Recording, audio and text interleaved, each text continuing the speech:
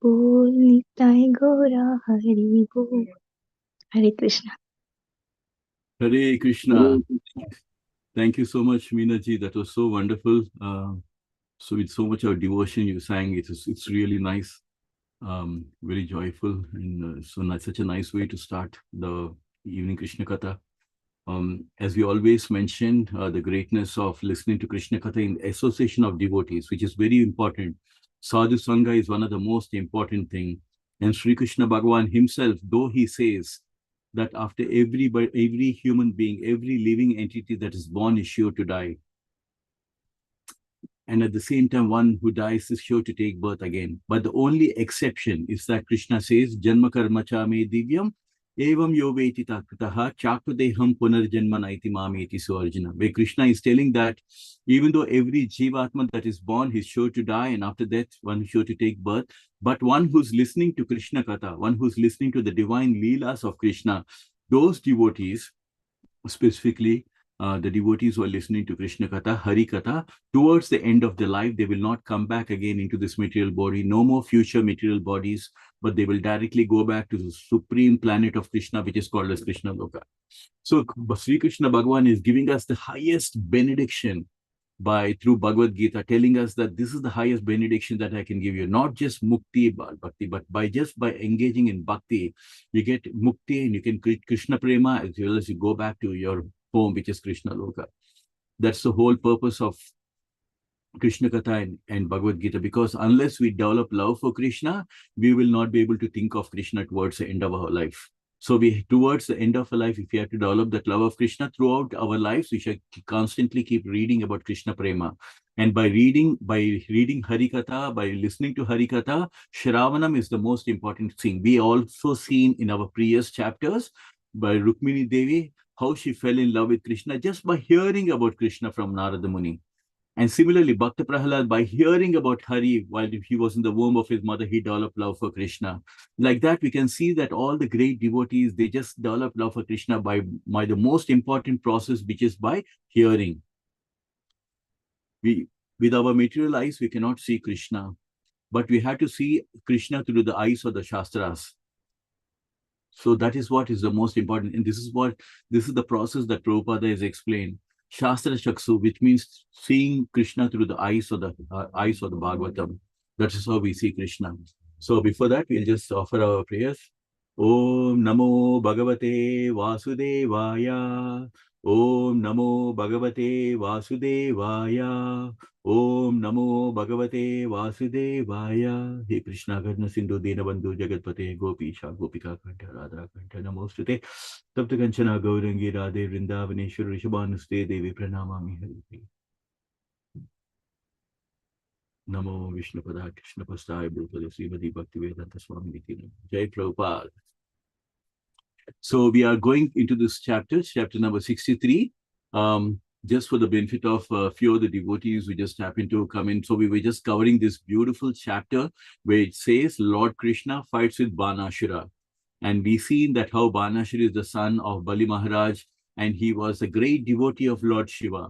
So because being a great devotee, and we all know that Lord Shiva is supposed to be someone who's very magnanimous, someone who is Ashutosh, someone who gets very pleased very easily, and he's always ready to give so many boons to his devotee. So when Banashura became a great devotee of Lord Shiva given him a boon of 1,000 arms, with which he can fight anyone. So Banashura became so kind of egoistic, that nobody is there to defeat him because he's so powerful. And we see how his daughter Usha fell in love with Krishna's grandson Aniruddha, and how Aniruddha came to the palace of Banashura's empire where to meet, of course, it was Usha who wanted to see Aniruddha, because Aniruddha came in the dreams of Usha, and somehow she managed to get him in her palace. And after that, we seen in the last chapter, how Banashura kind of like arrests Aniruddha, who's Krishna's great grandson. And because of that, all the members of the Yadu dynasty, including Lord Shiva, Lord Krishna, and Balaram, come to fight with Banashura. So on one hand, we have Lord Sri Krishna Bhagavan and Balaram and the Yadu dynasty. On the other hand, we have Banashura, who's been protected by Lord Shiva and Ganapati and yeah, and Kartikeya.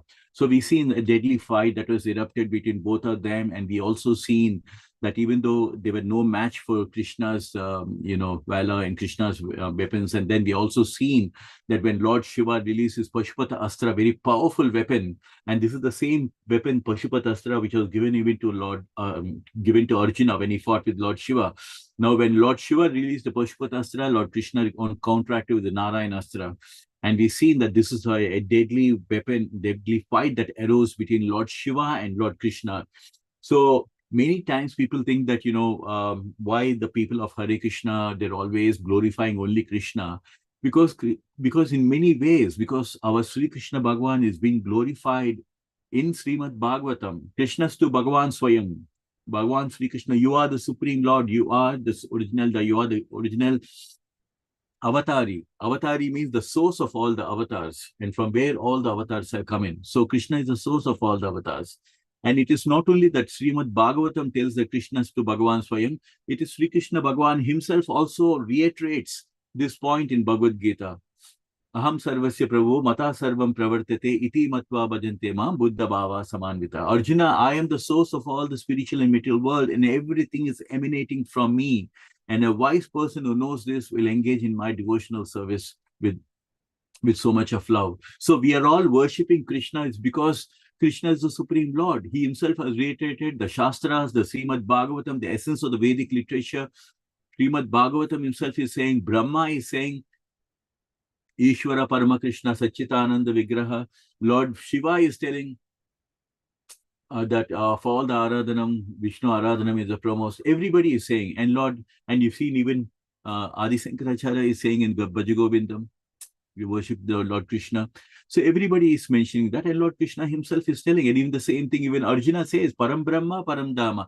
So either we know about Lord from Lord himself, or we know through the Shastras, or we know about the Lord through the devotees. So we are trying to get to know through devotees like Arjuna and Bhishma Pitamaha, and from all the other demigods, and as well as from the mouth of Krishna himself. And we've seen that how Krishna released this yawning weapon, which made Lord Shiva even become so yawning, and he was so tired that he stopped. And then we've seen also when Banashura came, he was no match for Krishna. Krishna could just literally remove, fight him and strike away all his bows into pieces, and he cut off all his, all his arms as well. So we can understand that Krishna, no ordinary material beings are no match for them. Not only that, and even though he's the head of all the demigods, even Lord Shiva has actually been no match over here. And we can see that it is not that we simply say that, because we've seen in the last session, we've seen that Lord Shiva released this very powerful weapon called Shiva Jwara, which is 12 times hotter temperature. And the Shiva Jwara is a person now personified, is like a person personified, which are having 3 heads and 3 legs, taken to the shelter of Krishna. He was no match, because when Lord Shiva released Shiva Jwara, Krishna released Narayana Jwara, which was like a weapon of extreme cold. So Lord Shiva released a weapon of extreme hot, which was counteracted by Lord Krishna's weapon Narayana Jwara of extreme cold, and extreme cold weapon went and counteracted this, and Lord Shiva Jwara had to take shelter, and Lord Shiva himself told Shiva Jwara, sorry, I'm not able to protect you, you have to take to the take to the shelter of Lord Krishna. And then we've seen how Lord Shiva Jwara himself was offering so many prayers to Krishna. We've seen from here itself, we spoke about how Shiva Jwara, the weapon personified by Lord Shiva, was making prayers to Krishna, that I'm offering my obeisances to you. And people consider Lord Shiva the most powerful, but Lord Shiva is not all powerful. You are all powerful. Who's saying this? This is coming from Shiva Jwara, the powerful weapon which is personified, which Lord Shiva himself said. And you are the original consciousness. And this is what we are trying to say. This Krishna consciousness is to educate everybody that your original consciousness is Krishna consciousness. But why we have forgotten this consciousness? Because we are covered by the 3 modes of material nature: Sattva Guna, Rajoguna, and Tamoguna. Because of these 3 gunas, which are constantly keeping us like a puppet, we have forgotten our original consciousness.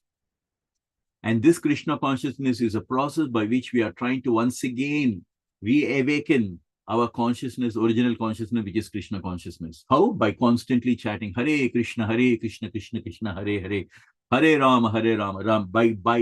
By invoking the names of Krishna, we are once again awakening the consciousness in everybody's heart. I was just mentioning this. I was mentioning last week, I think maybe. This that beautiful song I really like, which talks about waking up your soul. Vibhavari Sesha Aloka Pravesha Nidrachari Vuto Jiva. Vibhavari Sesha Aloka Pravesha Nidrachari Vuto Jiva. Bolo Hari Hari Mukunda Murari Rama Krishna Hayagriva. Vibhavari Sesha Aloka Pravesha Nidrachari Uto Jiva. This beautiful song actually, which is normally played early hours, which is telling the soul, it is telling the Atma, oh Jivatma, wake up. It is past midnight. It's time to wake up. It's dawn. It's the morning has started. Wake up and start chanting the names of Hari. And so it's a beautiful one which is telling all of us. So that's the reason why we say like early in the morning, wake up and chant. It's a way of waking up our consciousness. And Lord Sri Krishna explains so beautifully. Yata prakashiyate ekaha Krishnam lokam imam ravi shetram shetri tata Krishnam prakashiyate bharata. Oh Arjuna, just like the sun, when the sun comes, it illuminates this entire universe with sunshine, right? Similarly, Lord Krishna is saying, as soon as the Atma enters into the body, it illuminates the entire body with consciousness. And that consciousness is originally called as Krishna consciousness. But what happens is, as soon as we come into this material world, we're covered by these different degrees of Tamo and Rajo and Tamo and Sattva Guna. And that's the reason why we are not able to understand the divine nature of each and every soul. So where we can see that Shivajwara was offering all these prayers, and Krishna is so kind that even if it's an enemy, even though the Shivajara tried to attack Krishna, when it knows that it's not able to, it is no way we can counteract with Krishna, and it's taken to the shelter of Krishna, Krishna immediately forgiven, and he accepted to offer. So here we can see that Shivajwara is offered respectful obeisances to the lotus feet of Krishna, and Krishna was pleased. So by this you can understand, like even Lord Rama was saying that, he was telling like, how he is ready to give anything, even if Ravana, today he apologizes and if surrenders to me, I'm ready to give away the kingdom to him. I'm ready to give away the kingdom to, even Ayodhya, I'm ready to give up to Bharat. So Lord Rama, who's again an incarnation of Krishna, the Lord is so pleased if you're ready to, take to the shelter of the lotus feet. And Lord Krishna is so kind, he makes it very, very clear, because in the ancient times, many times where people from the lower community, they were not allowed into the temple and things like that used to happen, right? But Lord Sri Krishna in Bhagavad Gita tells it very, very great, very, very clearly. Mam hi partha vyapashritya yepi papayonaha striyo vaishyastata sudra tepi mam param gatim. Lord Sri Krishna makes it very clear that anybody who's taking shelter of Krishna, they are eligible. Anybody who's ready to surrender to Krishna, they are eligible to return back to the spiritual kingdom, and they're ready to have the mercy of Sri Krishna Bhagavan. So nobody is spared for that. It's not that people who belong from a lower caste, they are not eligible to achieve Krishna. Everybody is eligible for Krishna Prema. So Sri Krishna Bhagavan makes it very, very clear. We all know about this beautiful story in Udupi temple. There was a devotee who was actually praying to Krishna, and we also know that the devotee, when he was Kanakadas, right? I think Kanakadas, he was praying to Lord Krishna, and they did not allow him into the temple. They said, "You are from a lower community; you cannot enter into the temple." So Kanakadas was a great devotee of Krishna. He was sitting outside the temple, and they didn't allow him to sit in front of the temple also. And he was crying. And then they said, "You can't stand in front of the Udupi temple." Then this Kanakadas went to the other side where the window is there, and he was just praying to Krishna. And Krishna was so touched by the devotion of Kanakadas that a big hole broke out. And wherever Kanakadas was praying from the side, he appeared and he gave darshan. He turned, literally, the deity of Krishna literally turned towards the other side where Kanakadas was praying, and a big hole opened over there, and he gave his darshan to Krishna. Next day morning, when the pujaris opened the temple, they were surprised and shocked to see that Krishna is looking at the other side, giving darshan to Kanakadas. So we had to understand that Krishna is making it very clear. Ye yatamam prapajyante tam satai vabhajami. According to how much of love that you have for me, how much of devotion that you have for me, I also reciprocate accordingly. So we should always keep in mind that Krishna is constantly reciprocating the love that we show for him. So we can see that not only it is that the Shiva Jwara that is offering prayers. Now Lord Shiva is starting offering prayers to Krishna, saying that Krishna, you are the worshipable object of the Vedic hymns. When we covered last week, saying that where Lord Krishna himself tells in Bhagavad Gita, right? Sarvasya chaham hridi sannivisto matasmitir jnanam apohanam cha vedaischa sarvaraham eva vedo vedanta krid veda eva chaham. Krishna makes it very clear in Bhagavad Gita that by all the Vedas, I am to be known, which means the purpose of reading all the Vedas, Rig Veda, Sam Veda, Yajur Veda, and Athar Veda, the reason to read all these Vedas is to understand that Sri Krishna Bhagwan is the Supreme Lord who's been worshipped in the Vedas. To understand that he is the one who's behind the impersonal Brahma Jyoti that we talked about. It is not that from a Brahma Jyoti the different avatars have come. It is that from Krishna, the Brahma Jyoti, the impersonal Brahma, is a manifestation of Krishna. So it is the other way around. So we should always know that Krishna is a supreme person, but he is unlike our material body, he is transcendental, which is what we're trying to. So we can see that Lord Shiva is offering his beautiful prayers and he's making it very clear. So this is something which is very important for our Krishna devotees. Where here we can see what Lord Shiva is telling. As far as I am concerned, Krishna, Lord Shiva is telling, I act as your ego. The ocean is your abdomen and the king of heaven, Indra, is your arm. So you can imagine the magnanimity of Krishna. Krishna showed his universal form. And that universal form which he showed to Arjuna, you can see that similar realization is being shown by Lord Shiva, who himself is telling, I'm your ego. As far as I'm concerned, all the great progenitors are from your symbolic representatives. And here he's saying, you, Lord Shiva himself is saying, you are ultimately that supreme person. So that is why very important for all Krishna devotees to understand our knowledge is not based on some mental speculation. Our knowledge is just not based on our love for Krishna, because everybody who loves their God, they always try to magnanimously, they try to glorify. But here our glorification of Krishna is coming to the Shastras, coming to the Srimad Bhagavatam. So I just wanted to, so this is where he has mentioned, and I just want somebody, they can read. Venkat Prabhu, would you be fine to read? Are you okay? If you're on the phone, it's difficult, but Yes, Prabhu. Yeah. yeah, Hare you can Krishna, read Prabhu. this, Lord Shiva. Yeah, you can read this Lord Shiva one. Yes, Highlighted. Prabhu. Lord Shiva continued, my dear Lord, since you are manifested universally, the different parts of the universe are the different parts of your body. And by your inconceivable potency, you can simultaneously be both localized and universal. In the Brahma Samhita, we also find it stated that although you are always remain in your abode, Goloka Vrindavana, you are present everywhere. As stated in the Bhagavad Gita, you appear in order to protect the devotees, and thus your appearance indicates good fortune for all the universe. All of the demigods are directing different affairs of the universe by your grace only. Thus, the seven upper planetary systems are maintained by your grace. At the end of this creation, all manifestations of your energies, whether in the shape of demigods, human beings, or lower animals, enter into you, and all immediate and remote causes the cosmic manifestation rest in you without distinctive features of existence. Ultimately, there is no possibility of distinction between you and any other thing on an equal level with you or subordinate to you. You are simultaneously the cause of this cosmic manifestation and its ingredients as well. You are the supreme whole, one without a second. In the phenomenal manifestation, there are three stages: the stage of consciousness, the stage of semi consciousness, in dreaming, and stage of unconsciousness.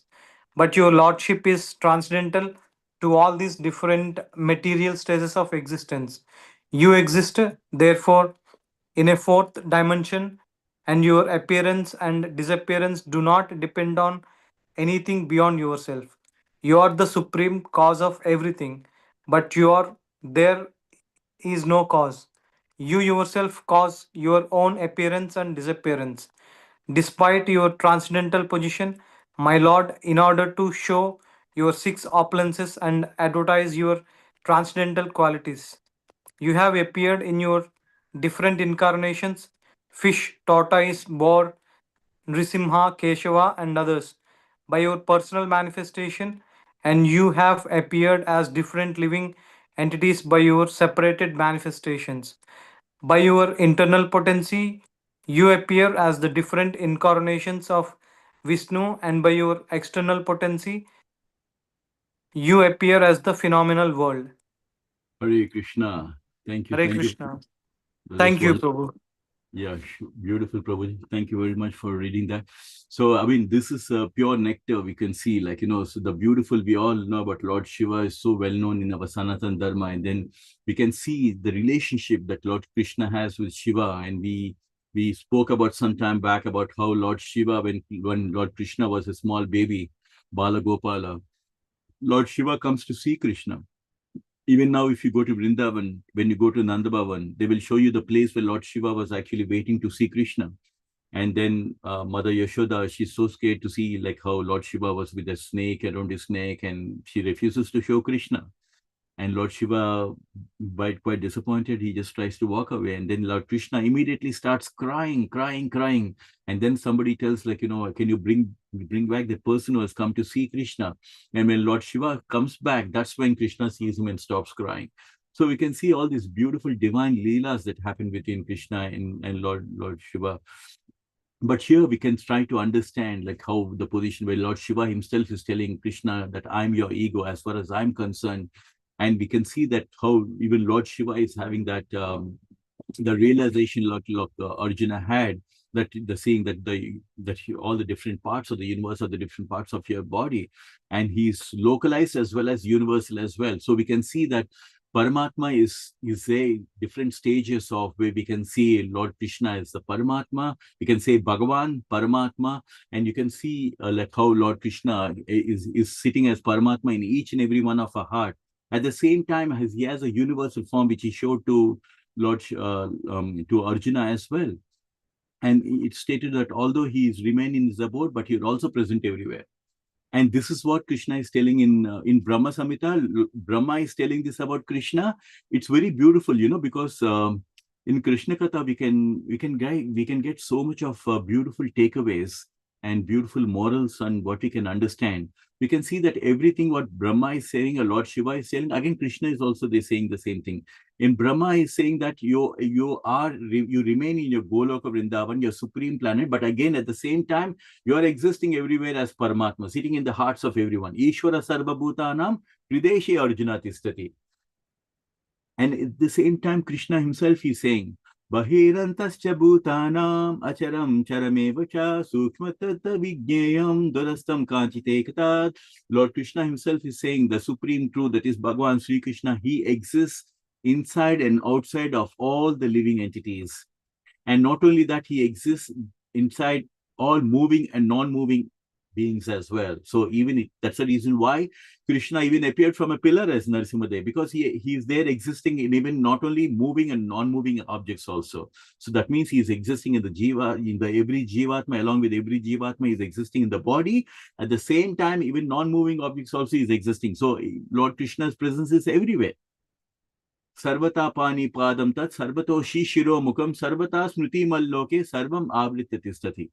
Where Krishna himself is saying that his eyes, his ears, his face, his legs are every nook and corner of the universe. It's just that we, with our material eyes, we are not able to see Krishna.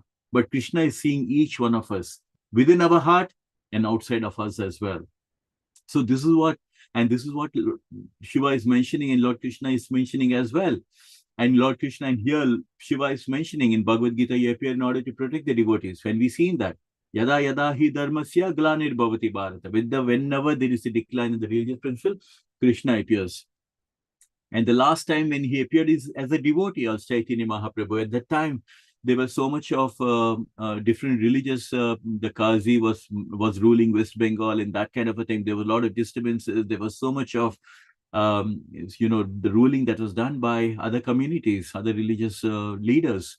But at the same time, the Lord comes to set right our dharma from time to time. He doesn't care about whether it's a Qazi or whether whoever is ruling. Lord Krishna can appear in any form, right? And this time in Kali Yuga, he appeared in the form of Chaitanya Mahaprabhu to tell us that by Hare Nama, Hare Nama, Hare Nama Iva Kevalam, Kalo Nasti Eva Nasti Eva Gatiranyata. By just engaging Hare Nam Sankirtana, you can destroy these demoniac things which are happening outside in the material world as well as the demoniac tendency in the human beings. That's the reason why you can see that, when last Sunday, I happened to go for the Harinam in London. And for me, it was such an amazing experience that we can see that even though we were doing Harinam Sankirtan on the streets of London, the people who are listening to the Harinam Sankirtan, people from other religions and irrespective of whichever religion, maybe they don't understand what exactly this Hare Krishna Mahamantra is, but they were so much enjoying the Hare Krishna Mahamantra that they used to come along and they used to dance and they were dancing non-stop every place that we went. And this Hare Krishna Mahamantra was like the music to the ear because they didn't know what this mantra is all about, but they know that it is making them feel so joyful. Because this Hare Krishna Mahamantra is the Nama avatar of Krishna. It is the Nama avatar. Many people do not know, but this is Krishna has appeared. Kalikale Nama Rupa Krishna avatar. In Kali Yuga, Bhagavan Sri Krishna has appeared in the form of this Nama avatar. And Lord Shiva is here giving us this realization that all the devatas, they are only directing the different ways of the universe by your grace only, by the grace of Krishna. So they're all working for Krishna, including Yamaraj, right? Mahabhuta, Mahagarbha. In Vishnu Sahasranam, there are some beautiful names of Krishna because he is the one who's the supreme Lord for whom all the devatas are working. Even Lord Yamaraj is following the instructions of Krishna. And we can know that one of the names of Krishna is called as Gabasti Nemi. Gabasti Nemi means Krishna holds a Sudarshana Chakra on his finger, warning Yamaraj that don't you ever dare come near the devotees of Krishna. Towards the end of the life, when Yamaraj comes, Lord Krishna says when it comes to my devotees, don't even dare come near my devotees. So for the devotees of Krishna, there's always that comfort in our heart that towards the end of life, it is the Vishnu Dutas who come to take Krishna consciousness, devotees.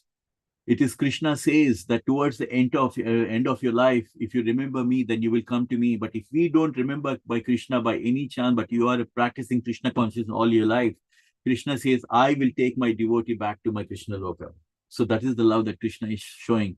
And towards here, Lord Shiva himself is saying, towards the upper seven are maintained by your grace. So we can understand that it's not just our planet, but all the planetary systems are maintained by the grace of Krishna. Just like as the soul enters into the body and immediately the body is illuminated by consciousness, similarly, when the Lord enters into each and every planet by their grace, the planets start moving in their orbit.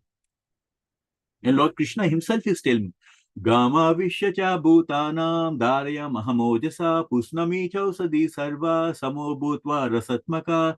In chapter number 15, Lord Krishna is telling us his beautiful leelas that he enters into every planet and by my energy they stay in the orbit. You see? So people nowadays, they say we believe in science, we don't believe in bhakti, we don't believe in devotion. But here Krishna is talking about how the planets are staying in the orbit. The planets are staying in the orbit by the mercy or by the grace of Krishna.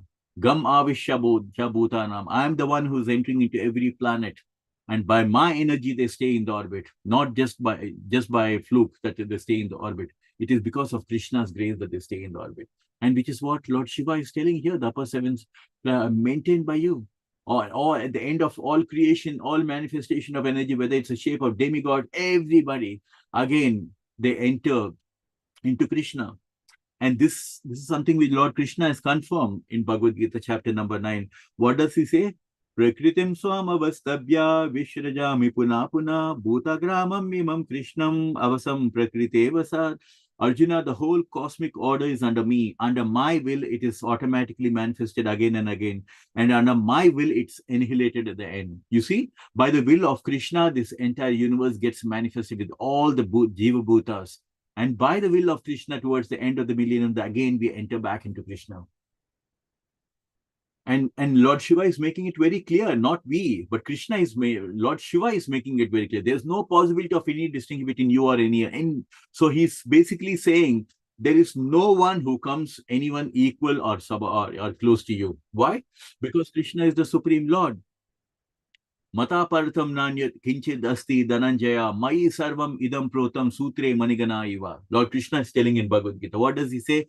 Arjuna, there is nothing more superior than me, which means there is nothing equal to Krishna, there is nothing superior to Krishna.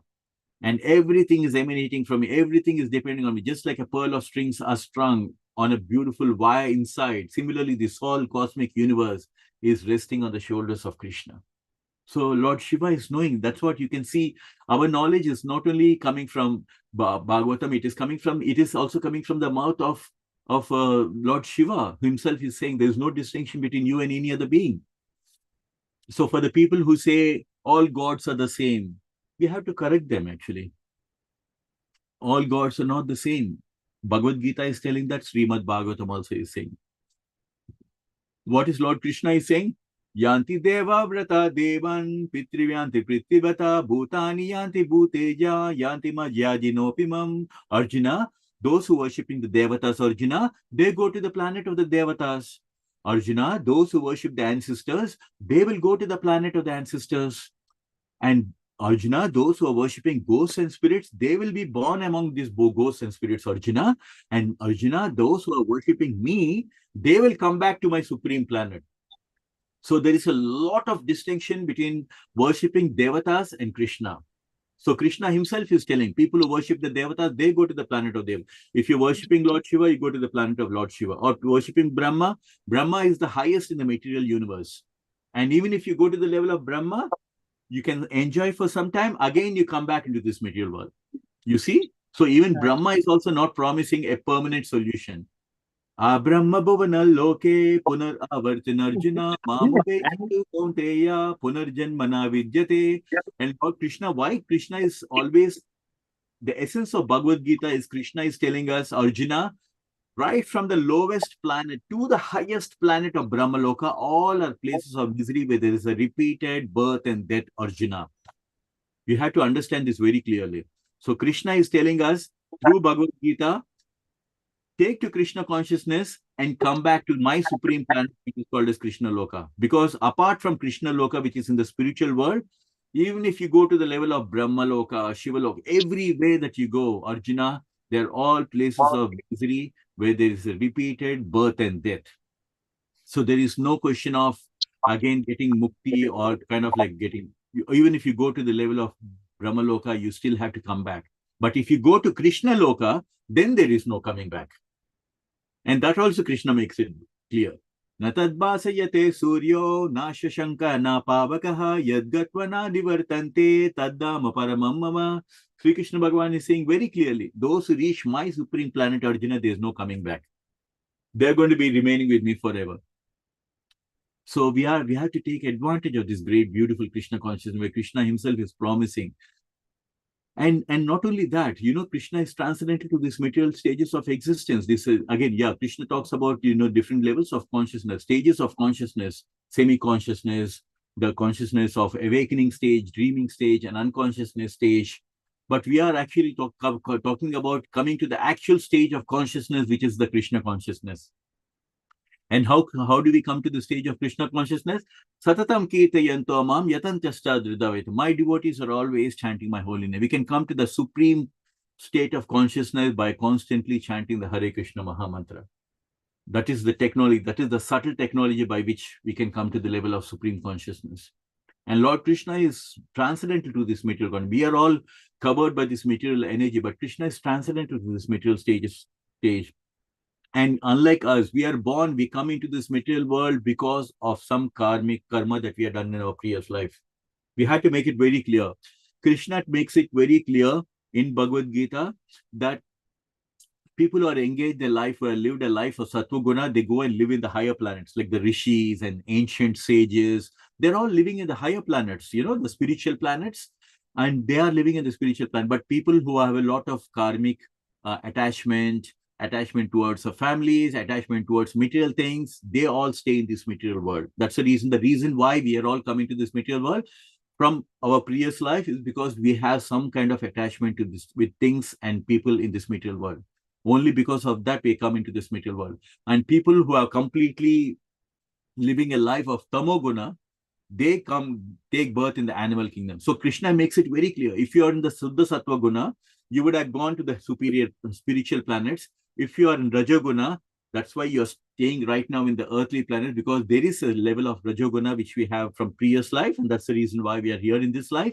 And people who practice Tamoguna, they take birth in the animal kingdom. So, Lord Krishna is giving us a compass. He's giving us a compass for us to understand that where do we stand, where the rishis stand, where if animals are there in the animal kingdom, then what exactly was the position in the previous life, you can make out. So Krishna is giving us a compass by which we can judge our lives, we can judge the life of the different living entities in this material world.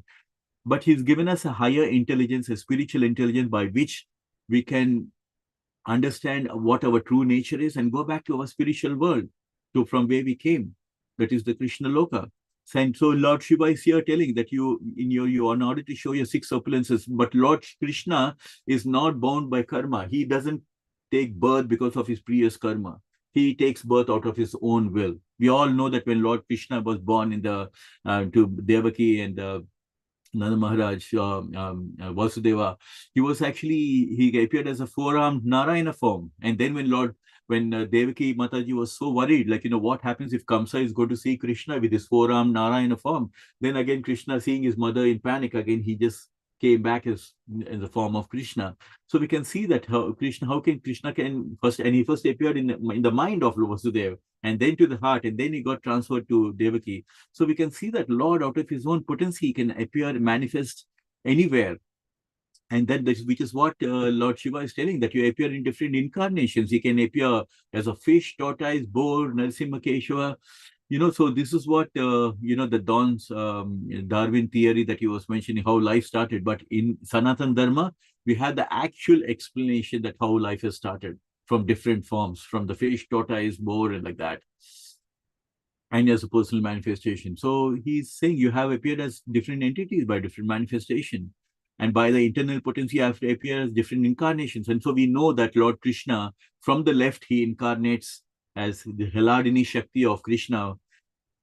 On the left, incarnates as Radharani. On the right, expands himself as Balaram, right? We all know that Lord Krishna expands from the left as Radharani, from the right as Balaram, and from Balaram, Shankarshana, like that. From there, it goes on to Garbhodakshai Vishnu, Shirodakshai Vishnu, like that, where he, from the pores of Vishnu, millions of universes get created, and then he enters into every universe, and then from there he enters into every living entity. So this is like the highest kind of a most scientific knowledge that is being presented to us, and we are so fortunate that we're getting this scientific knowledge from Krishna. A lot of people think, like, mistakenly they think that Hinduism or Sanatan Dharma is some kind of a deity worship. They're only doing idol worship and all, but they have no idea this is the most scientific religion.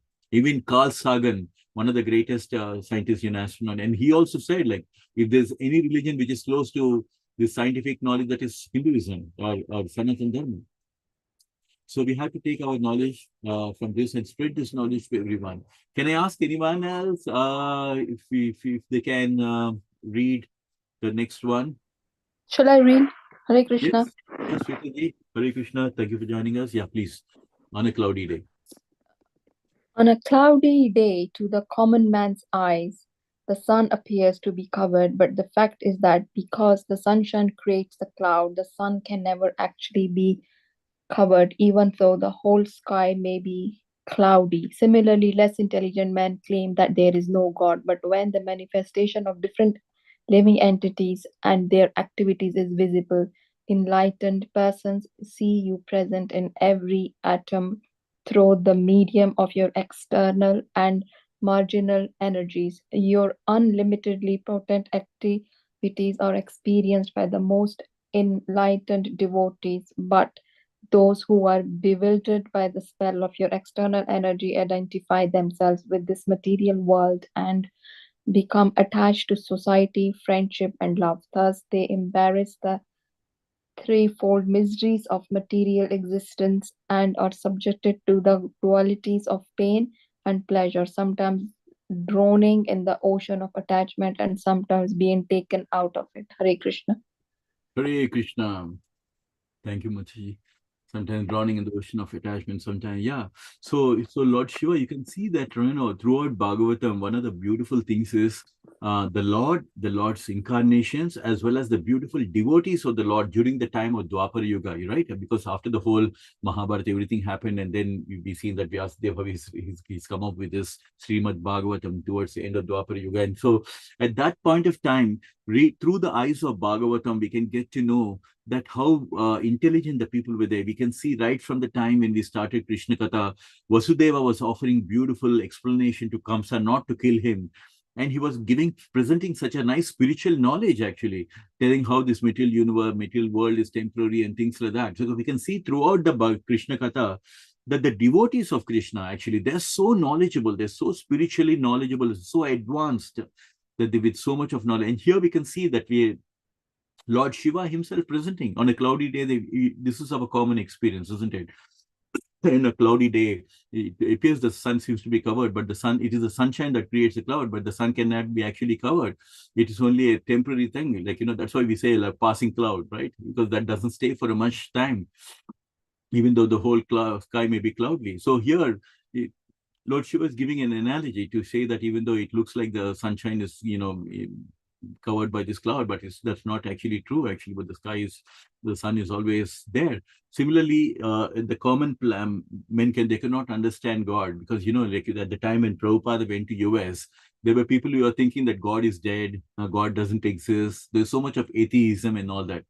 And that's the reason why the Lord sometimes comes in different incarnations. And sometimes the Lord sends his purest devotee to pass on this message to the humankind. And that's pure devotee whom Lord Sri Krishna sent is our very own Jagat Guru Srila Prabhupada, who actually went at the right time, at a time when people were literally were looking for answers. They were looking for someone to come and give them the knowledge of Krishna consciousness, someone who can give them the knowledge of Bhagavad Gita. That is the time when Prabhupada appeared, when the hippies were there and they were getting into so much into drugs and all that because they didn't know. There was nobody who could give them that kind of a knowledge. And here Krishna sent Prabhupada at the right time, actually, when the hippies, they were being so misled. And when they experienced, imagine the people who were taking drugs, they have experienced Krishna consciousness and they could realize that there is something much more superior than the LSD drugs that they took. They could understand that LSD that Prabhupada has offered is love, service, and devotion. And this love, service, and devotion towards Krishna consciousness was giving them more joy than the actual drug called LSD that they were taking, the hippies were taking during that time. So this is what the real realization was coming. Why? Param drištva nivartate. Visaya vinivartante niraharasya dehinaha rasavarjam rasopasya param drištva nivartate. So Lord Krishna is making it very clear. You will always, as long as you have your attachment towards your material sense enjoyment and your attachments towards your people, opulences and all that, then the love for God will not take place. The soul will, the senses will always have the sense enjoyment thing. But only when the soul and your Jivatma experiences a higher taste, that is when you will give up all these drugs and all these things, when you experience a higher taste. And that higher taste is Krishna consciousness. That when you start serving Krishna, when you start chanting the holy names of Krishna, then you will find that nothing else comes close to you. And this is what, when you say enlightened person, this is what is an enlightened person is someone who Krishna is showing the mercy and Krishna himself is giving the knowledge. Tesham evanukampartam aham ajnana jamaha nasiyam bhavasti jnana deepena bhashvata. Krishna says, out of causeless mercy for my devotees who are chanting the Hare Krishna Maha Mantra, out of my mercy for them, I, Arjuna, with a shining lamp, will destroy the darkness which is born of ignorance. So you see the enlightened persons, they become enlightened by the mercy of Krishna, because Krishna himself is telling in Bhagavad Gita that when you are chanting the Hare Krishna Mahamantra, when you are engaged in bhakti towards Krishna, Krishna says, I, dwelling in the heart of those devotees, will destroy with the shining lamp of knowledge the darkness which born of ignorance. So Krishna is the one who's lightening up and giving this knowledge, just like he lightened up for Prabhupada. Prabhupada, right from the when he was a small child, he was a completely Krishna conscious person. So Krishna is empowered him with everything, or all the knowledge, that he was able to spread this knowledge all over the world. Right? Many times Prabhupada himself would read Bhagavad Gita, and the disciple used to ask Prabhupada, Prabhupada, you written Bhagavad Gita, why are you reading it? And Prabhupada used to say, it is because I need not write Bhagavad Gita. It was Krishna who was writing it. And I was just an instrument. He was dictating everything for me, and I was just an instrument in writing Bhagavad Gita. So this is the thing. Krishna, when we want to serve Krishna, Krishna gives us the intelligence with which we can serve Krishna. Right? So that is what we have to understand. Very important for us to understand as devotees of Krishna. It is not that simply we'll start using our own intelligence. No, Krishna gives us the intelligence with which we will be able to gives us the spiritual intelligence, by which we can understand Krishna, we can do a lot of service for Krishna. Many times you feel like, great devotees, you find some other monks, they speak so beautifully about Krishna, because Krishna is reciprocating by sitting in their heart and giving this knowledge. Why? Because Krishna says, Sarvasya chaham hridi sannivisto mata smritir jnanam apohanam cha. Arjuna, I'm seated in everyone's heart, and your intelligence, knowledge, everything is coming from me. So the artificial intelligence that people are talking into this material world, even that artificial intelligence has been developed by someone who's got a God-given intelligence. So the intelligence, whether you are a devotee of Krishna or something, the essential point is your intelligence and mind, everything is coming from Krishna. It's only that some people, enlightened people, realize that, the other people don't realize that, which is what he's saying. Your unlimited potencies are experienced by most enlightened devotees. Only an enlightened devotee can understand that what is an Atma, the difference between matter and spirit. Only an enlightened devotee can understand that how under the spells or the modes of nature, how the Jivatma is coming and appearing in different bodies, and how he's enjoying and how he's suffering because of his past karmic reaction, and how he's come into different bodies. Shariram yad avapnoti yachap utkramat swaraha grihetvaitena samyati vayurgandam ivasayet. So in that, Krishna is saying the Atma, just like the air carries aroma, when you're standing next to a rose garden, you can get this beautiful smell of the rose, even if you're a bit far away from the rose garden, because the air is carrying the aroma of the rose to that. Similarly, the Atma is carried by this subtle body, which is called as your false ego and your mind and intelligence. All these, they carry the Atma from one body to another. So when you go to the another body, the subtle body goes along with you. And that's the reason why you can see that, even when the small kids, you have a certain personality and all that, because this is called coming from previous life. Your subtle body is coming from your previous life. And that's the reason why you see even the children also, they show a distinctive behavior and distinctive pattern. It's because of the vasanas, the samskaras that are coming from our previous life. But here the difference is that Lord Shiva is here mentioning, people are bewildered by this. They identify with this material world and become attached to the society. So because of this material energy which is covering this universe, people get completely attached to society, friendship, and love. They get attached to the material world. And it is because of this attachment towards the things and towards the world that we are constantly coming back again into this material world. And that is the reason why Krishna says, don't be attached, just do your work as it is required and just come out of it. Karmanyevadikaraste ma paleshu kadachina ma karmapala hetuvar mate sangoswan. You have every right to do your duty, but you're not entitled to the fruits of your action. Never consider yourself to be the cause of the results of your activity, and never be attached to not doing your duty. So Krishna is saying, do your duty, whatever you have to do, the best of your ability, do it. But don't be attached to the fruits of your action, because if you are attached to the fruits of action, the karma will stick onto you like a glue. And because of this attachment, again, you will have to come back into this material world to enjoy the positive or a negative karmic reaction that comes along with that.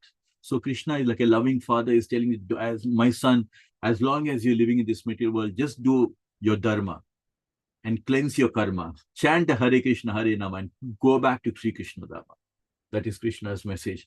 So here, Lord Shiva is saying these people who are living in this material world with attachment, they embrace these miseries of material existence and they're subjected to dualities of plane nature. And we are all seeing that, right? We're all subjected to the dualities of plane and pressure. Because why? Because the material world is designed in such a way that it is a world of duality. Morning you will get a kaja, evening you'll get a baja. That's the nature of the material world. Dualities of pain and pleasure, which is why Krishna is giving his best advice in Bhagavad Gita, saying, Matras parsastu kaunteya, shitos nusuko dukkada, agama payino nitya stam tiksvas. Arjuna, as long as you're living in this material world, Arjuna, the pain and pleasure, they're just like summer and winter season, Arjuna. They come and go, come and go, come and go, Arjuna. But you are a Jivatma and you belong to me. So as long as you're living in this material world, try to bear, try to tolerate these upside downs of pain and pleasure. So indirectly he's saying in our life, so many ups and downs come in our life. Krishna is saying, learn to accept and learn to tolerate these upside downs. By tolerating, you will get the mercy of Krishna. And by tolerating that, you get closer to Krishna. If you have to develop attachment towards Krishna, which will help you in detachment to this material world. So a lot of people say, how can we be detached with them in the material world? Very simple, by being attached to Krishna. Because when you are attached to Krishna and when you experience a higher taste, then you will lose the taste and attachment towards the lower things. And sometimes drowning in the ocean of attachment, and which is what I was just saying, being taken out there. So I want to just close over here because there's few more prayers of another few more paragraph which of Lord Shiva's prayers to Krishna, and we're going to cover that in the next one. I want to stop off here being very respectful of everybody's time. Is there anything anybody would like to add? Anything anybody would like to mention? Any corrections? Any additions? Anything would you like to say? Anyone? Amuga Prabhuji, Gayatri ji, Hare Krishna, Prabhuji. Hare Krishna. That's so beautiful, Prabhuji. I'm just listening to all the philosophy you are adding, or everything perfectly nicely. And glorification of Krishna by Lord Shiva is so nice, Prabhuji. And yourself, it is not. It is so beautiful, non-comparable. Thank you so much, Prabhuji.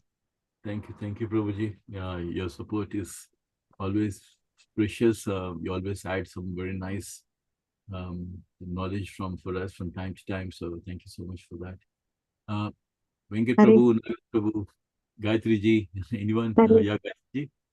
Hare Krishna Prabhuji. Yes, beautiful Prabhuji. As always, it was very nice. Like how beautiful you yourself, and I have seen Amok Prabhuji also.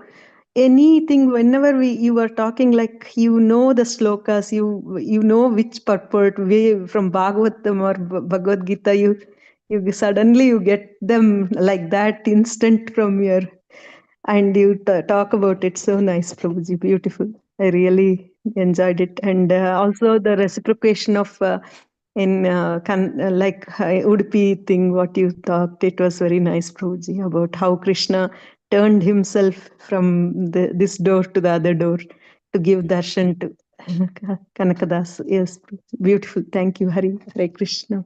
Hare Krishna, Gayatri ji. Thank you so much for your association. It's always joyful. I think it's actually, I would say, it's the being in the association of devotees is what making me speak actually, because I just love. I always look forward to Thursday evening. It's so special because we're all drowned in this material daily works and daily things and things like that. But having this window of opportunity where all of us, the Krishna devotees, can come together and just rejoice this nectar of Bhagavatam, which is Krishna Katha, is coming from Bhagavatam. So we are so blessed that never in my life did I ever think when we were growing up that one day we could be reading Bhagavatam in the association of devotees. So this is something very, very beautiful. And this is what really makes it joyful. If we read it on our own, we may not feel that, but step by step, by going through the 63 chapters we covered so far and just being in the association of devotees and just coming and adding things from Bhagavad Gita. So that way we can understand Bhagavad Gita very nicely. We can understand Krishna Katha also very nicely. So that's what we're trying to do. We're trying to touch Bhagavad Gita as well as Krishna Katha. So yeah, Thank you, Gayatri for your words. Sweetaji, Minaji, Venkat Prabhu, Naidu Prabhu, anything would you like to add? Just want to ask one thing, Hare Yes, Krishna, Hare Krishna. about you said Yamraj doesn't come to you if you're a Krishna devotee, right? Yes, yes, yes. How does that work? It's like he doesn't come to you at all, or he comes very late, or when does he come?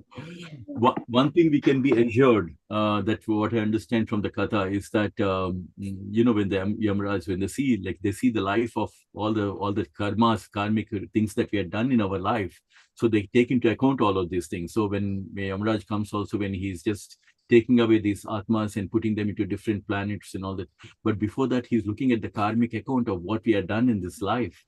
It's based on that. So as long as he finds that in our karmic this thing, our life, we have lived as devotees of Krishna, and that we've been serving to Krishna. Swalpam abhyasa dharmas, even if you do a little bit of service for Krishna, and the Yamadutas, when they see that this person has been dedicated to Krishna, this person has been a devotee of Krishna, that is when they see that track record. It's just like, a doctor, before he comes to the patient, the nurse already does certain things, like, she just takes your details of like how much of BP you have and things like that, and then she'll pass it on to the doctor, and the doctor finally he looks at the sheet and says like, okay, fine, I think this is where the stats is, and then he starts examining you and start giving his medication to you and does his further checks and things like that. So like that, our karmic account is presented to them, and they see like, and when they see that somebody is very Krishna conscious and Krishna bhaktas, they do not go towards them. And that is when you find like Vishnu Dutas, they stop them. And we had a story of Ajamil in Srimad Bhagavatam, that even though he was a wonderful devotee of the Lord, but somewhere he forgotten about that. And later he's got a son whom he names as Narayana. And so just because, one good thing that he done is, even though he was a great devotee before, and he's fallen from this great devotee, and later he got into so many other things. But the good thing that he named his son as Narayana. And because of calling out Narayana towards the end of his life, because Krishna says, towards the end of your life, if you're thinking of like I said earlier, if you're thinking of your ancestors, you go there. If you have attachment to the family, then you can come back. And so many, depends on your consciousness towards the end of your life, that is where you go. So if you're conscious of Krishna towards the end of life, then Vishnu Dutas come and take you to, and Krishna himself take you back to Krishna Loka. So that's not the case. At the time of death, if your consciousness is material consciousness, you still have attachment towards things, and that's when Yamaraj thing. So Krishna devotees having the Tulsi beads and chanting these names of Tulsi, all these things contribute to your Krishna conscious life, which is when the Yamadutas do not come in, which is why I was just quoting from Vishnu Sahasranama. In Vishnu Sahasranama, which has been translated by one of the greatest Gaudiya Vaishnavas, which called as Baladev Vidyabhushan. He is a great Vaishnava, very well respected in our ISKCON, this thing. So Baladev Vidyabhushan has given his commentary and his bhashya on Vishnu Sahasranama, in which he translated the name of Gabasti Nemi, which is a name for Krishna, which he translated saying that Krishna Gabasti Nemi means Krishna holding his Sudarshana Chakra wants the Yamadutas not to come anywhere near Krishna devotees towards the end of when they come to take our lives. So this is what is the explanation is given from that, and that is from Bhagavatam about Ajamil story. Also, we get to know that the Vishnu Dutas, they come and stop the Yamadutas. No, this is our purview. This is our domain. This Krishna devotees are our responsibility, not yours. So you're not even going to come anywhere near. So hope that helps, Sitaji. Yes, very nice. Thank you, Hare Krishna. Hare Krishna. Yes, Venkat Prabhu, were you saying something? Hare Krishna Prabhu, very nice Prabhu, very nice past tense and very well explained. And all other devotees are very active and very inspiring, Prabhu. Thank you. Yeah, thank you, Venkat Prabhu. You gave a Thank you, nice Prabhu. surprise joining today. I know how Today, busy. actually, we are a bit saddened and devastated with the incident happened with the Air India, Prabhu. Very, very, very And sad. immediately I saw the message, the meeting has started. Then somehow I immediately joined, Prabhu, and then you were talking about it. Me and my wife Chandana, we were listening to that, Prabhu. Then, yeah. I think. So Krishna wants to give us some message.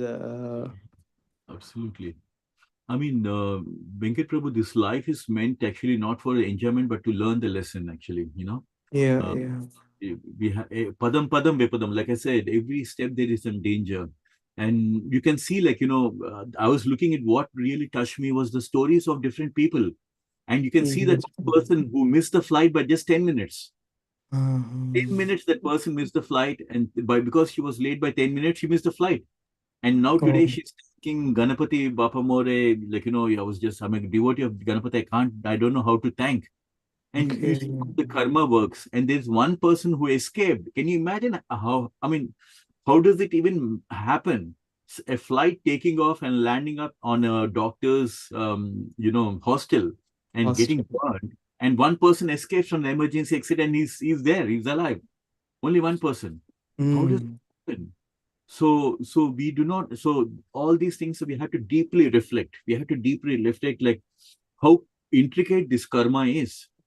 That karma is so intricate, so intricate. We have no idea. We'll go bonkers if we try to understand karma. Because karma can be so this thing. We all know the story, right? Dhritarashtra, 50 lifetimes before, he kills birds, right? He was trying to kill a bird. He was unable to kill because the bird flew away. So Dhritarashtra went out of angry. He went and destroyed all the eggs. And because he destroyed the eggs, he had to pay for that karma, which means he had to get 100 sons. And for that, he had to have some hundreds of lifetimes and then finally get 100 sons and then get to know that all his 100 sons have died. You see how the karma works.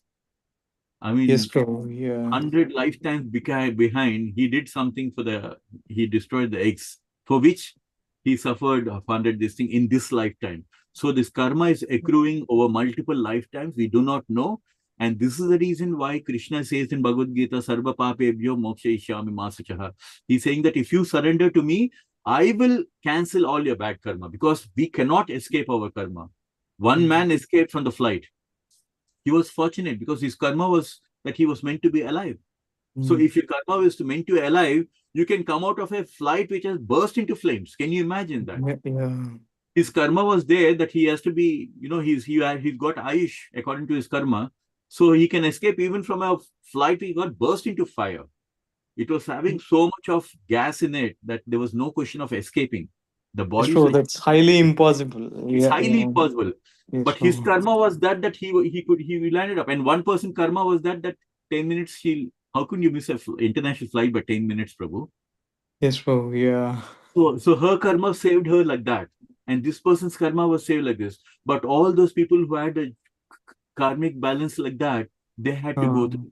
And this is the reason why many people do not understand, but this karma is so intricate. We will go bonkers if we try to understand karma. We don't need to understand karma. Yes, Prabhu. What Yeah. we can do is we can take to the lotus feet of Krishna, because Krishna is promising. You know how when we read the book, towards the end, I'm going to give you my signature, right? Like that, Krishna, he speaks the whole of Bhagavad Gita, and towards the end, on verse number 18, chapter Moksha Yoga, verse number 66, like a signature, he signs off saying that my final signature is that surrender unto me, and I will clean out all your karma. So even though if we are suffering something in our life, this is a minimal, because Krishna is going and constantly canceling our karma. Because there are two things Krishna is telling us. When Pandavas were there, even they were trying to the Kauravas to try to set the house on fire. And literally the Kauravas thought that the Pandavas are dead in the fire. But Lord Krishna was saving them all the time, and Krishna saved the Pandavas. So two things are going to happen in the material world. One is, no matter whether we like it or not like it, whether you're a devotee or non-devotee, there are going to be problems in this material world, because that's how the material world is designed. Dukkhalayam ashashvatam, right?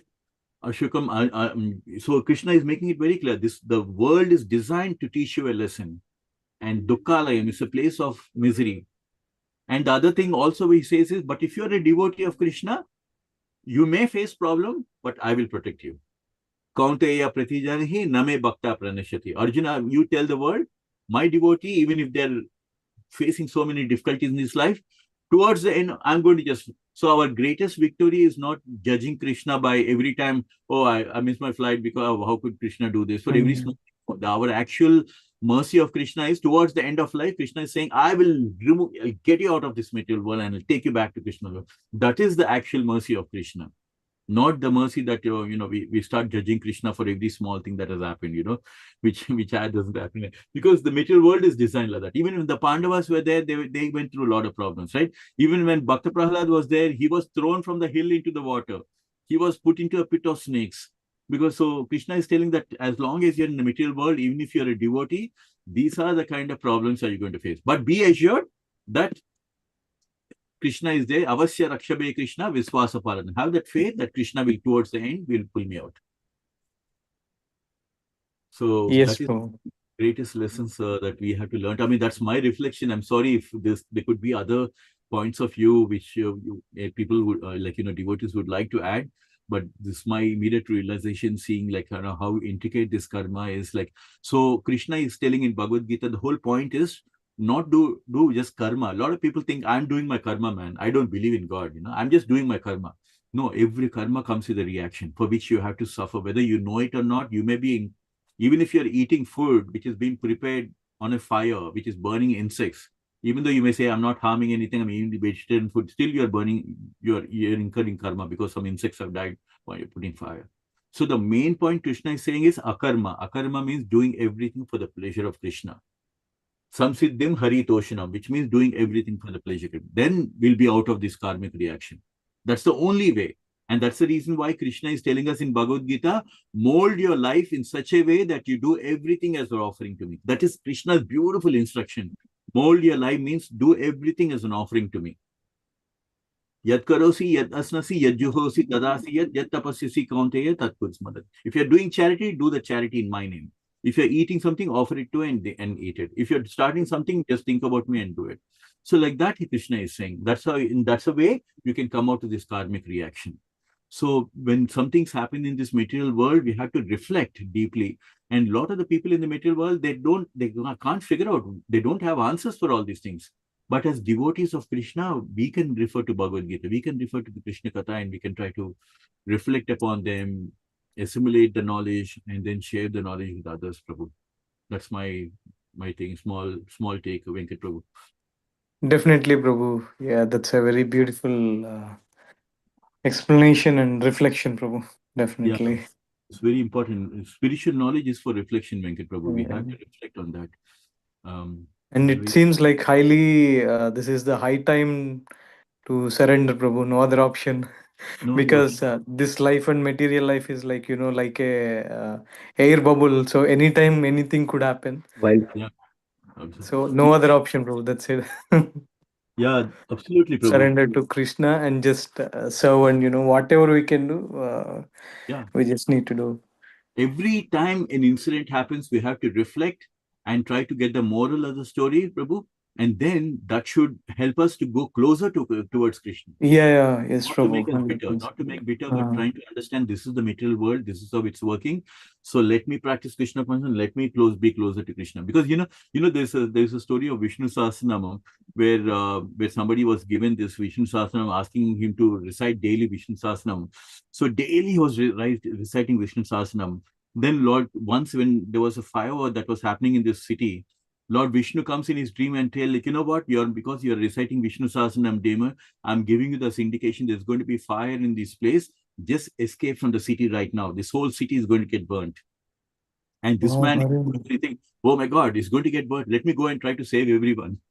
So the point is finally, and then when the fire started off, he had to run for his life and he has to get out of there. So the whole point is like, we can't, again, take somebody's karma also. Everybody comes with their own package of karma. We cannot interfere in somebody's karma also. He can come in, everybody comes with their own baggage of karma. But the most important thing is that when we are doing this Vishnu Sahasranam, Krishna consciousness and Bhagavad Gita and all the thing, so Lord is reciprocating and telling that, there's going to be a fire. No, you at least, because you have done Krishna Bhakti, now I'm giving you this indication, just get out of here. The other people, they have to just go through the karma, but you, because you have taken to Krishna consciousness, I'm giving you this indication, just walk out from there. So we don't know like that how many times Krishna is actually saving us, actually. That's very important for us to... it just so happened that we missed the WTC because we went late to the office. Yeah. See, there you go. Nagaraj Prabhu was there. at the WTC when it happened, and I was in Singapore at that time. Naidu Prabhu, it's very interesting to know. We would have never known each other, but there you go. Naidu Prabhu was there and he missed it, and like that, yeah, Naidu Prabhu, that's a true story, isn't it? You missed it. And thereafter, America all said that God bless America. Till that time, they were they were just ignorant of God. Yeah. Exactly. Yeah, but the beauty about Sanatan Dharma is we don't say just God bless, but we say God has a name, God has a form, God has pastimes. So how fortunate are we? And when we know Lord at such a personal level, that we know his form, his name, Krishna Loka, everything, then what is stopping us from getting closer to Krishna or practicing Krishna consciousness? Because we know just not God, but God's name, God's form, God's leelas. So on that note, I will just end for today. I know it's a it's very saddening day. In fact, even I spent quite some time going through that and seeing the stories of all the people who have gone through this trauma, and it's so heartening to see a family with 3 children also completely who have been part of this tragic incident. So knowing that how these things happen in this material world, we should pray to Krishna for those departed souls, because we know that the body comes to an end, but the Atma doesn't get burnt.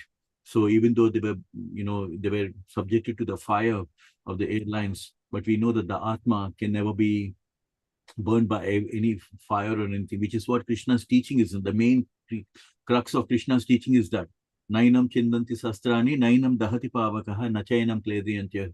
The Atma can never be burned by any fire or by withered by the wind or moistened by the water. So the body, of course, it's come to an end because of some karmic this thing, but the Atma escapes. It's not affected by the fire or anything. So let's pray for those Atmas, the Jivatmas, for their onward journey.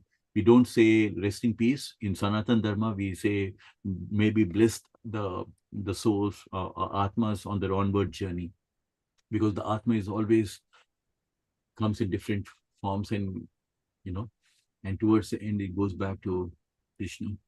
So thank you so much for giving your wonderful association, Venkat Prabhu and Mataji. So anytime, if you find time, please, it's always precious to have your association as well. So try to, if you can.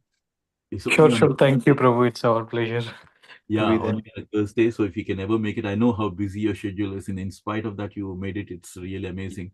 So thanks for that. Meena ji, thank you. Beautifully sung. Sweta ji, nice. Always very intriguing when you ask questions. It's really nice because that helps us in engaging in a conversation. So thank you for that. Thank you. Yeah, Gayatri ji, thank you so much for Thank singing. you. Prabhu ji. So we'll Hare end of Krishna, Prabhu. And also, just one last thing. So, all these reflections, the realizations, would practically be seen by everyone when they're chanting 16 rounds following the 4 regulative principles. Otherwise, if it is not done, but though we understand, yes, I know, and we need to come to Krishna, and then, but just only for that Sorry. moment, and then as soon as we mix with the regular ordinary people again in the materialistic way, we forget about Krishna. That is because you would not carry that impressions continuously. So we need to every day chant 16 rounds, follow the 4 regulative principles, associate with the devotees, cut the association with the materialistic people. These are the rules given in the Srimad Bhagavad Gita and Bhagavatam. absolutely So, wonderful, Prabhuji. Very nice, yeah. nice Very good. explain. Thank you so Hare much. Thank you, Okay, can we Prabhuji. Sorry, suddenly some reaction went. I'm very sorry about that. I wanted to do namaskar, but something else clicked. I Oh guess. yeah, no Hare problem, Krishna. Mataji. We Sorry, never Prabhu. understand. You are very can we good all devotee. We never miss. can We we would all never. unmute and do 3 loud Haribols to Shyam Prabhuji, please? Yes. Hare Hari Hare Bol. Bol. Hare Bol. Bol, Hare Hari Hare Krishna, Hare Bol. Bol. Krishna, Hari Hare Bol. Bol. Hare Hare Krishna. Bol. Hare Hari Krishna. Bol. Thank Hare you so Krishna. much for Thank this. you, Prabhuji. Thank you. Very glad to hear. पतितानां पावनेभ्यो वैष्णवेभ्यो नमो Vaishnavibhyo नमः नमः. अनंत Jai कोटि Prabhupada. वैष्णव वृंद की जय जय Shri Jai. Jai. Prabhupada Hare की जय Krishna, everyone. Thank Hare you. Krishna. Hare Krishna.